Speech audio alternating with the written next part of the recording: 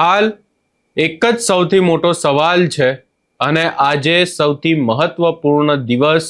આમ આદમી પાર્ટી અને ચેતર વસાવાના સમર્થકો માટે છે, કારણ કે ચેતર વસાવા કેસને લઈને આજે ચુકાદો આવવાનો છે। શું થઈ શકે છે એની વિગતે ચર્ચા કરીશું। નમસ્કાર, હું છું ઉજ્જવલ અને આપ જોઈ રહ્યા છો નિર્ભય ન્યૂઝ।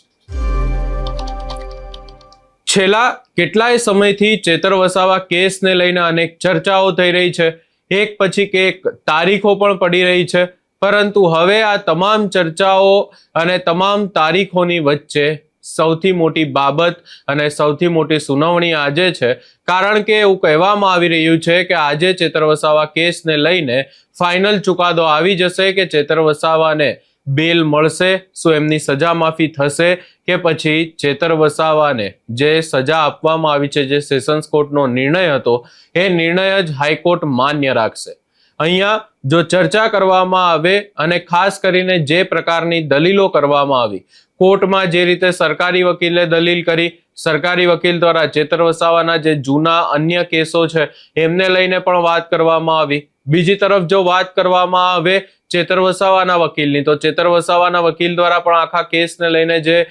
વાત રજૂ કરવામાં આવી, જે પુરાવાઓ રજૂ કરવામાં આવ્યા અને ખાસ કરીને એવું કહેવામાં આવ્યું કે ચેતર વસાવાની સામે કોઈ એવો પુરાવો ખાસ નથી, કારણ કે ના તો ત્યાં બંદૂક એમણે છોડી છે એવા આક્ષેપ છે, તો પછી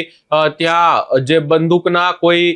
જે કહી શકાય કે ગોળીના સેલ નથી મળી આવ્યા, ના તો ત્યાં કોઈ ગન પાવડર મળી આવ્યું છે, ના ગન મળી આવી છે, તો પછી ચેતર વસાવાએ ગોળી છોડી કેવી રીતે ને કઈ બંદૂકથી, એ પુરાવા પણ નથી એવી વાત કરવામાં આવી રહી છે। બીજી તરફ બંને તરફથી જો વાત કરવામાં આવે તો બંને પક્ષે પોતાનો પક્ષ રજૂ કર્યો છે। એક તરફ ચેતર વસાવાના વકીલ છે તેમના દ્વારા પણ દલીલો કરવામાં આવી, સામે સરકારી વકીલે પણ દલીલો કરી છે અને હવે આજે સૌથી મહત્વપૂર્ણ દિવસ એ જ છે કે ચુકાદો કોના પક્ષમાં જશે। ખાસ કરીને જો ચર્ચા કરવામાં આવે તો અરવિંદ કેજરીવાલ ચેતર વસાવાની મુલાકાતે આવ્યા ત્યારથી જ આ તમામ બાબતોને લઈને ચર્ચાઓ ખૂબ જ વધી ગઈ છે કે ચેતર વસાવાના કેસને લઈને ચુકાદો આવવાનો છે અને ચુકાદો આવે એના પહેલા જ અરવિંદ કેજરીવાલ કેમ મુલાકાતે આવ્યા, એવી પણ ચર્ચાઓ થઈ રહી છે કે આખા કેસમાં શું ચેતર વસાવાની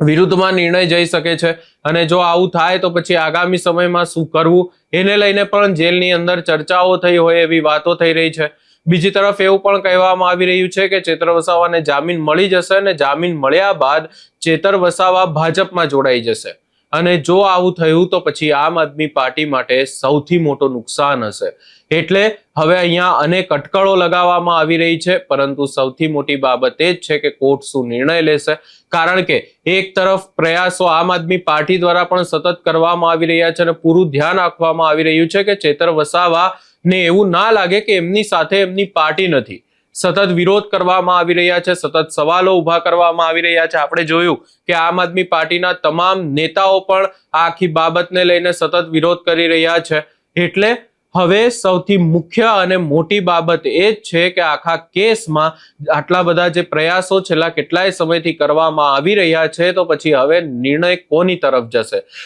જો ચેતર વસાવાની વિરુદ્ધ નિર્ણય ગયો અને જો ચેતર વસાવાની સજા યથાવત રાખવામાં આવી તો પછી સૌથી મોટી મુશ્કેલ આમ આદમી પાર્ટીને પડી શકે છે। આગામી સમયમાં 2027ની ચૂંટણી છે, ચેતર વસાવા સીધી વાત છે કે જો અહીંયાથી એમને જામીન ના મળ્યા તો સુપ્રીમ કોર્ટ સુધી જશે, પરંતુ જો સજા હાઈકોર્ટે યથાવત રાખી તો પછી ચેતર વસાવાનું ધારાસભ્ય પદ પણ જશે। એટલે હવે આ સમગ્ર બાબતે જોવાનું રહેશે કે આજે શું થાય છે। અમે આ સમગ્ર બાબતે તમને સતત અપડેટ આપતા રહીશું। અમારી ચેનલ નિર્ભય ન્યૂઝને લાઇક, શેર, સબસ્ક્રાઇબ કરવાનું ભૂલશો નહીં।